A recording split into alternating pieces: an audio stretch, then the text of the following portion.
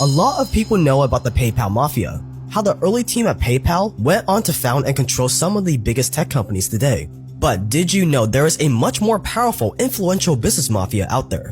One stemming from a much more shady company than PayPal, who assumed much higher positions of power all over the world. It's called the Goldman Sachs Mafia. This is Henry Paulson. Henry was a very powerful man. He was the former US Secretary of the Treasury, which meant he controlled pretty much every aspect of the federal government's finances. And during the 2008 financial crisis, he was pretty much the person in charge of the entire bailouts. He had the pleasure of choosing who to keep afloat and who to let drown in their own debts. He was the guy who essentially let Lehman Brothers implode, and the guy who made sure AIG, the insurance company, got enough money in their bailout to pay Goldman Sachs $13 billion. His pedigree? He spent 32 years at Goldman Sachs. And from 1999 to 2006, he was both its chairman and CEO.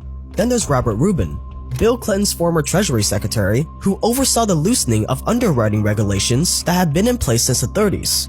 This made it just so much easier for investment banks to bend the rules when it comes to taking companies public. His pedigree? 26 years at Goldman Sachs, even becoming the co-chairman in 1990. The former heads of the Canadian and Italian national banks, former Goldman Sachs employees. Steve Mnuchin, Treasury Secretary under Donald Trump, served 16 years at Goldman Sachs. Robert Zoellick, former president of the World Bank, was a managing director at Goldman Sachs.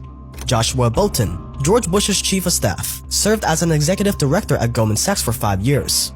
Duncan Niederauer, former CEO of the New York Stock Exchange, was also a partner at, let's say it together, Goldman Sachs. The European Central Bank, the National Bank of Greece, the Bank of England, all have employees with deep roots at Goldman. In total, more than 26 former Goldman Sachs employees have taken positions of incredible power and influence all over the world. The world seems to be almost ruled by the alumni of what is generally thought of as the most slimy, the most corrupt investment bank in the world. But how did it get to this point? This is the Goldman Sachs Mafia.